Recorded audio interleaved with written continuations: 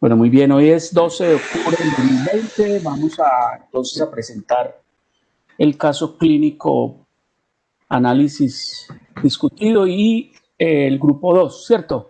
Sí, Grupo señor. 2. Ajá. Listo. Bueno, es el tiempo de ustedes, muchachos.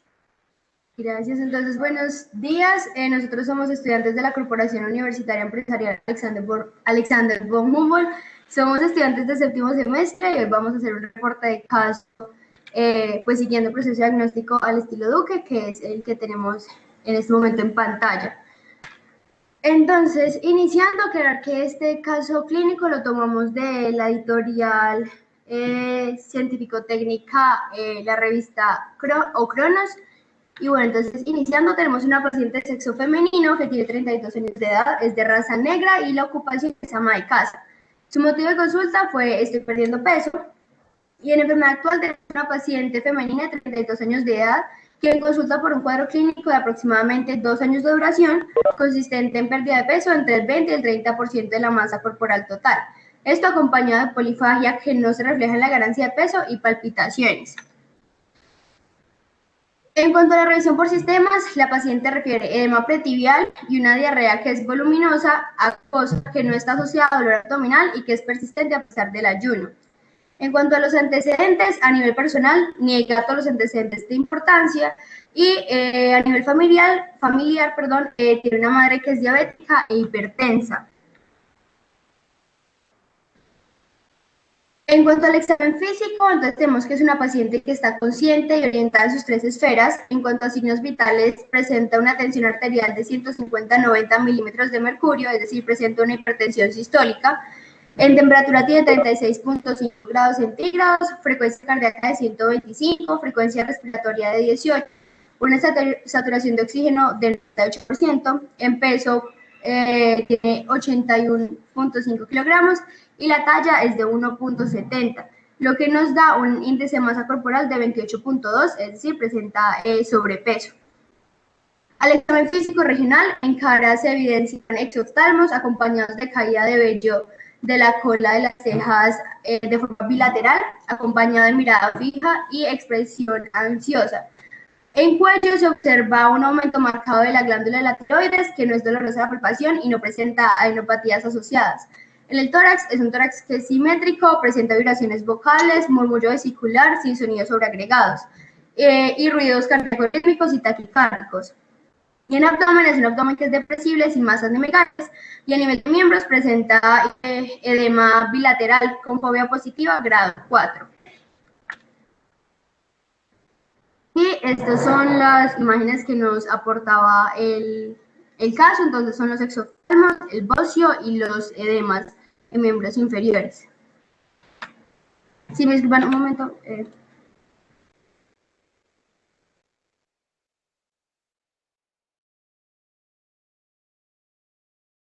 Bueno, con respecto a los síndromes de esta paciente, vamos a tener que, siguiente por fin.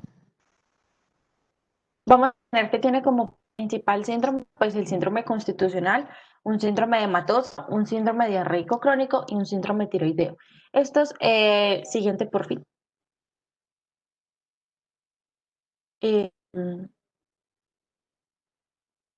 Siguiente. Bueno, estos síndromes los tuvimos en cuenta con respecto a la literatura. ¿Sí me están escuchando? Sí, se le escucha. Sí, se escucha muy bien. Ah, bueno, entonces me Necesitamos que le recuerden. pasen las diapositivas, por favor. Sí, por favor. Eso. Esto lo tomamos de la literatura, entonces aquí se pueden ver de dónde tomamos para lo del síndrome tiroideo y para lo del síndrome constitucional y los demás síndromes, en donde podemos ver las posibles patologías que ya las vamos a ver a continuación. Pues las patologías que pueden causar los siguientes, pues los síndromes que tiene la paciente. Bueno, entonces ya para hablar de los diagnósticos diferenciales, siguiente. Entonces vamos a iniciar como tal con el síndrome constitucional. Entonces vamos a ver que se está conformado pues con esa tríada clásica de astenia, anorexia, adelgazamiento como tal involuntario, en donde va a haber una pérdida de peso pues que va a ser mayor al 5% del peso corporal y pues ya vemos que nuestra paciente lleva como tal una pérdida de peso entre el 20 al 25% y otra de las características es que para que sea un síndrome constitucional, esta pérdida de peso debe ser durante al menos 6 meses y pues nuestra paciente lo lleva más de 2 años. Entonces, para clasificarlo y encontrar que las patologías que encasillan este síndrome constitucional, en cuanto a las endocrinas, tenemos el hipertiroidismo, en donde lo podemos como tal clasificar por ese aumento como tal en el metabolismo en que la paciente pues ha presentado ese aumento en el apetito y pues esa disminución en el peso. En cuanto a la diabetes, lo clasificamos más allá del síndrome constitucional también porque tiene unos antecedentes de diabetes. En cuanto a las psiquiátricas, pues lo encasillamos dentro de la depresión, de más allá de ese síndrome constitucional, es que pues se ve más que todo pues también en mujeres, en edad adulta y entonces cumple también con los criterios como tal de nuestra paciente. En cuanto a tumorales, pues siempre hay que pensar en esos cáncer, ya sea gástrico o pancreático, por esa pérdida de peso inexplicable así sea que esté comiendo. Esa enfermedad infecciosa, ya sea VIH, lo correlacionamos porque como es una paciente que está en una edad fértil, entonces pues también podría encasillarse y pues una tuberculosis también.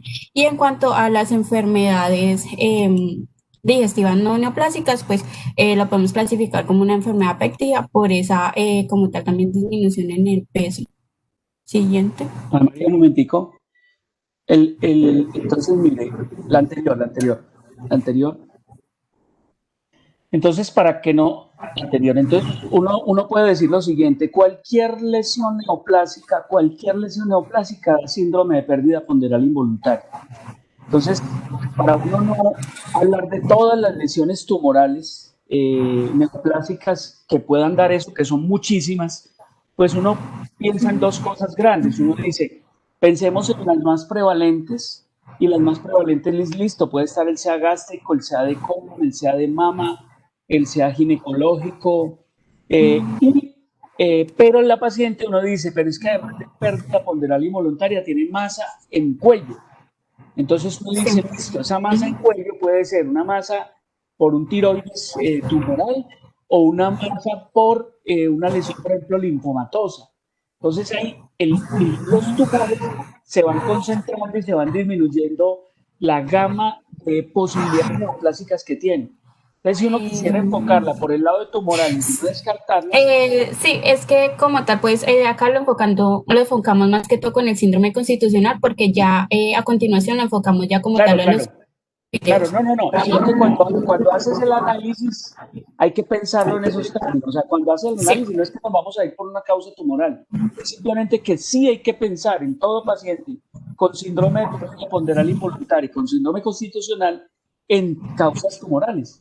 Entonces, si uno quisiera no descartarlas del todo, pues seguramente deja las causas tumorales posibles de acuerdo al cuadro del paciente.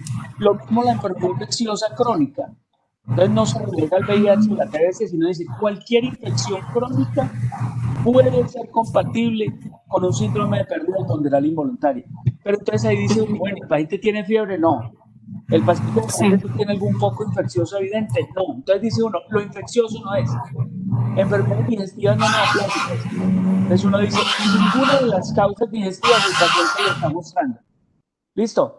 Entonces, sencillamente, cuando uno hace el análisis solo por síndrome constitucional, se queda con causas endocrinas y posibles causas tumorales. ¿Listo, Ana María? Dale. Listo, sí. Entonces, ya en cuanto a los síndromes edematosos, podemos pensar en una insuficiencia cardíaca, ya que pues como vemos que los edemas son como tal un criterio menor, pues que hacen como tal pensar en una insuficiencia cardíaca. En cuanto a la enfermedad renal, podemos pensarlo también por esa, aparte de los edemas, también es por la hipertensión sistólica que presenta la paciente y pues también los antecedentes antecedentes familiares.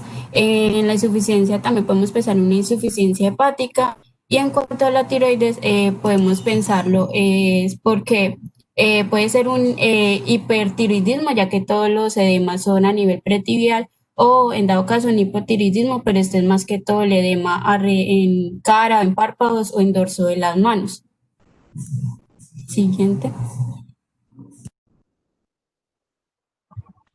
Bueno, en cuanto al síndrome diarreico, pues tenemos que hay una gran cantidad de patologías que pueden causar una diarrea crónica. Sin embargo, pues enfocándonos a la sintomatología del paciente, al cuadro clínico como tal que ya presenta, encontramos las siguientes. En cuanto a la inflamatoria, pues debemos pensar en un colon irritable. Esto debido a que ella es mujer, esto es más prevalente en mujeres, y pues porque presenta la diarrea. También se podría pensar en una infección que esté cursando por una inmunosupresión o algo. El otro pues sería la malabsorción, pensaríamos una insuficiencia pancreática exocrina. Esta básicamente es la incapacidad de producción de enzimas digestivas por parte del páncreas, lo que me genera una mala digestión, una mala absorción, lo que me puede causar una pérdida de peso, y también esta pues se acompaña de una diarrea que puede ser como una esteatorrea.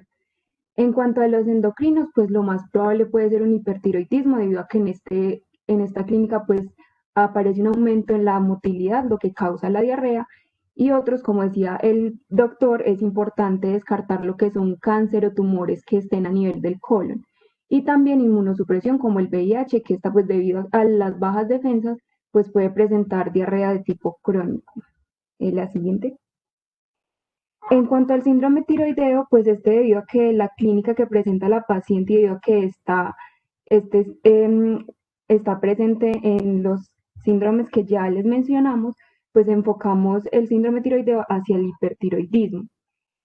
Entonces se puede haber un hipertiroidismo debido a la liberación excesiva de la hormona tiroidea, que se podría presentar como una tiroiditis de Hashimoto en lo que es el estadio agudo o en los estadios tempranos. El otro, pues, puede ser una producción excesiva de la hormona tiroidea. Aquí, pues, podemos pensar en una enfermedad de Graves, un adenoma hipofisiario, o, como decía el doctor, un cáncer tiroideo. Y pues, debido a la sintomatología y que a esta paciente presenta, pues, la triada de lo que es pérdida de peso, exoftalmos, el bocio, entonces podemos inferir de que estamos hablando de una enfermedad de Graves.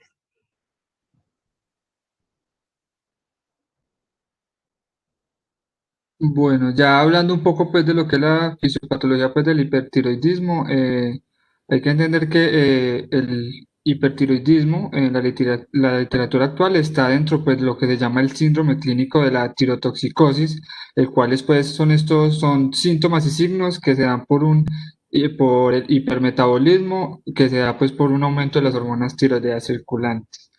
En la literatura pues se habla de hipertiroidismo cuando hay un aumento pues de la captación del yodo radioactivo en la gamografía pues tiroidea. Y el otro hipertiroidismo es el que tiene una disminución pues de la captación de yodo radioactivo en la gamografía, ¿cierto? Entonces, según la literatura, pues los diferentes tipos de tirotoxicosis está lo que es el hipertiroidismo y la tirotoxicosis sin hiperfunción tiroidea, pues que es bueno entonces recordar eso. Cuando hablamos de hipertiroidismo, estamos hablando pues de una síntesis y liberación aumentada de las hormonas tiroideas por la tiroides. Esto pues hace referencia a que van a necesitar más yodo para poder hacer la síntesis de estas hormonas que vamos a hablar más adelante. Y ya la que es la disminución pues del yodo reactivo, que no hay hiperfunción tiroidea, es porque pues en esta no necesita pues hacer síntesis y liberación pues de estas hormonas. Siguiente. Recordando pues el eje hipófisis, Hipotálamo, hipófisis. hipotálamo, tiroides, recordamos pues que del hipotálamo se secreta pues lo que es la TRH, que es la hormona liberadora de tirotropina, que esta va a actuar digamos en la hipófisis y va a hacer que esta libere lo que es la TSH, que es la hormona pues estimulante de la tiroides. Esta va a viajar endógenamente pues a la tiroides y va a ayudar a pues, la liberación de las hormonas tiroideas, la T3 y la T4 principalmente, que nos funcionan, y eso pues ya sabemos que van a incrementar lo que es el metabolismo, ayudan en el crecimiento y el desarrollo, y pues estas van a aumentar el crecimiento pues, del efecto de las catecolaminas, lo cual hace pues que la sintomatología sea referente pues a esta patología. Siempre hay que recordar que esto, como se dice, es un eje. Entonces, digamos, estas hormonas tiroideas lo que van a hacer es un efecto pues, de feedback negativo, de retroalimentación en el hipotálamo y la hipófisis, lo cual va a llevar pues, a que se mantengan pues, estables estas hormonas. Siguiente.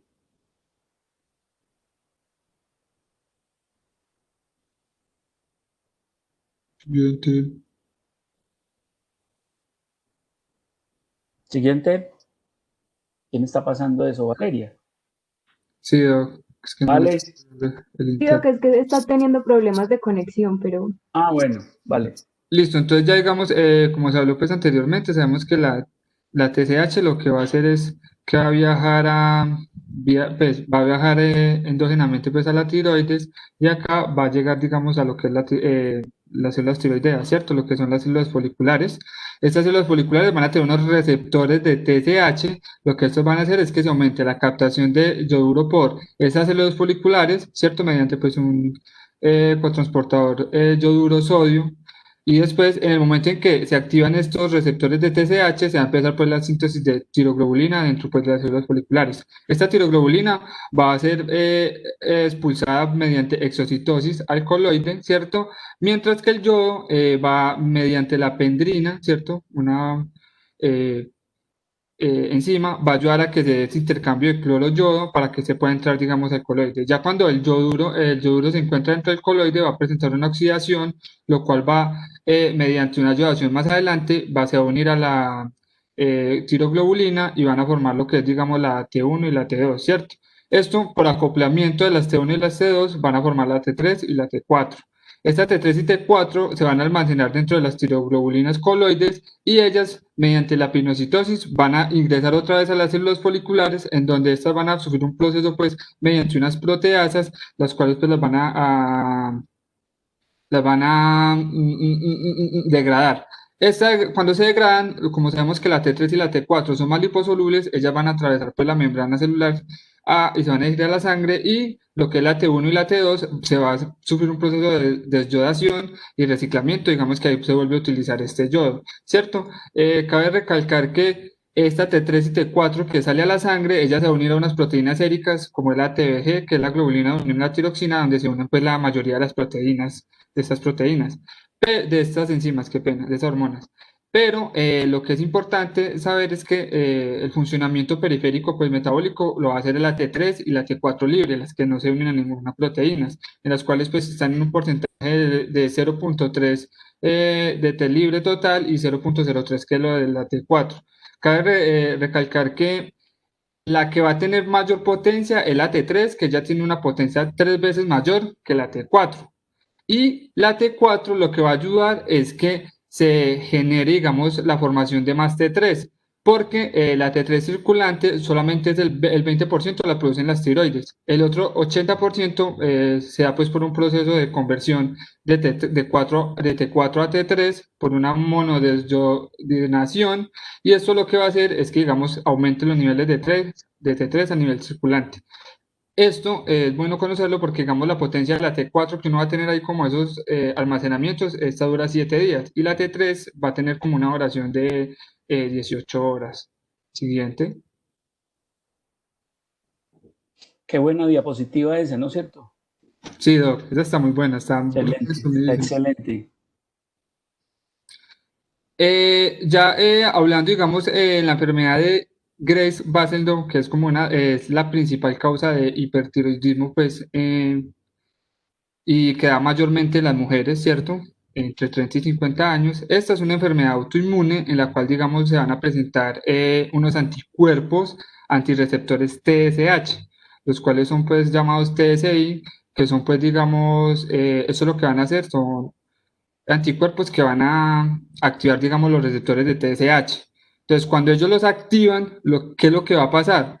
Estos anticuerpos van a hacer que se activen estos receptores de TSH y van a permitir pues que se ingrese se empiece la formación de tiroglobulina y se inicie pues el ingreso pues de yodo hacia la tiroides. ¿Esto qué va a llevar? A que se secrete más T3 y T4 como hablamos anteriormente. ¿Esto a qué conlleva? A que se den pues, unos síntomas típicos del hipertiroidismo, los cuales pues, son comunes como una sintomatología positiva, pues que se refiere como síntomas de calor. ¿Por qué? Porque hay una hiperestimulación adrenérgica. Estos son como cuáles, lo que es el nerviosismo, las palpitaciones, la hiperactividad, el aumento del apetito, la pérdida del peso, diarrea, humedad y en algunas personas también se producen temblores. Que esto lo que nos está diciendo es que hay una aceleración pues del metabolismo. También hay que entender que en la enfermedad de Graves hay como una triada, la cual dice que es bocio difuso, es oftalmos y mixedema pretibial. El bocio difuso, pues como ya sabemos que se da como una hipertrofia de las células tiroideas debido pues a este aumento de la producción, y el exoftalmos y el mixedema pues ya sea digamos debido a las demás aumento pues del metabolismo de las personas. Siguiente.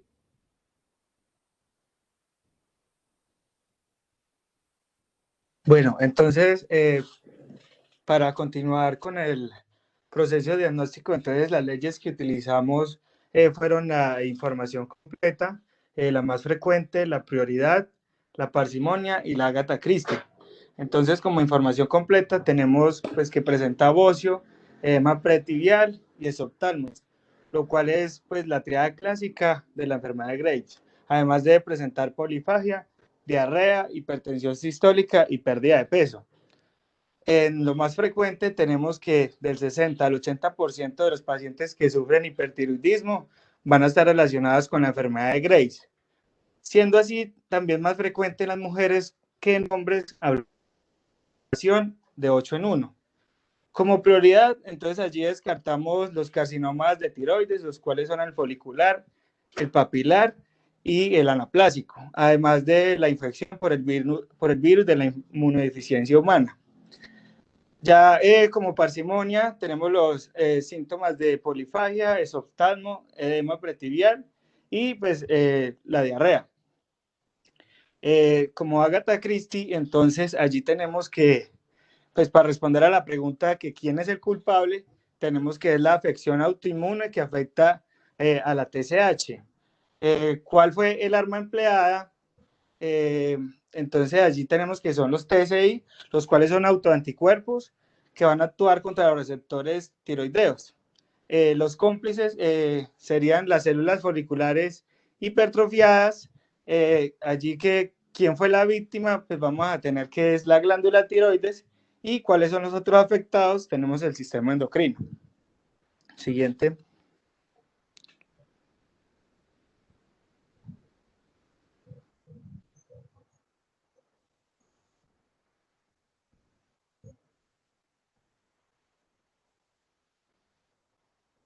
Bueno, entonces ya para la correlación clínica,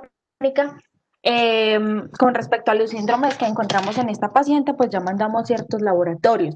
Entonces mandamos una T3 y T4 libre y una TSH, pues un perfil tiroideo en donde evidenciamos de que la T3 y la T4 están aumentadas y la TSH está pues baja, entonces nos va a confirmar el diagnóstico de un hipertiroidismo.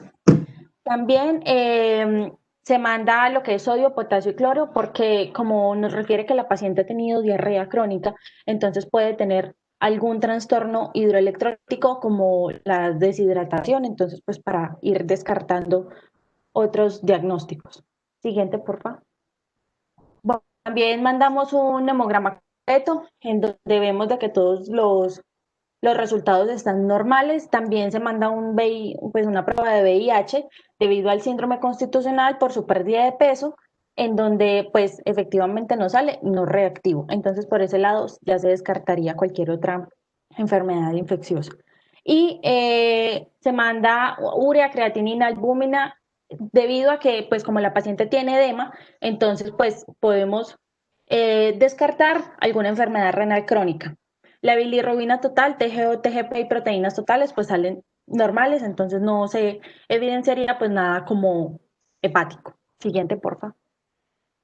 Bueno, y también por una sospecha de diabetes debido a sus antecedentes, en donde pues todos los laboratorios pues de ella salen normales. Entonces por el momento pues tenemos lo único que sale normal es el perfil tiroideo. Siguiente, por favor. Se le tomó un EKG en donde vemos de que tiene una taquicardia sinusal y una frecuencia cardíaca de 120 latidos por minuto. ¿Ve? Así. Sí, 120 latidos por minuto. Y pues esto ya se debe pues esto ya es secundario al hipertiroidismo.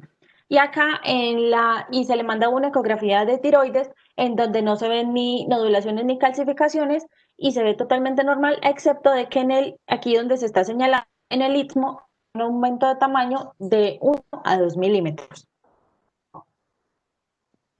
Siguiente, por fin.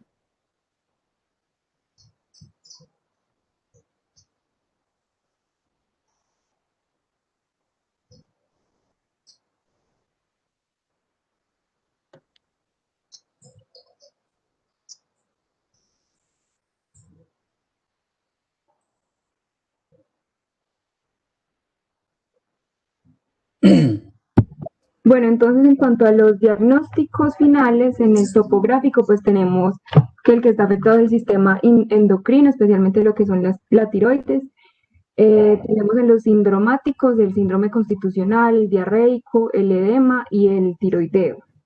En cuanto al etiológico, pues es autoinmune.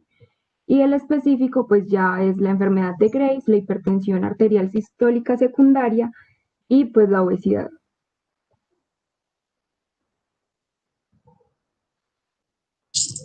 Bueno, muchachos, muy bien, excelente.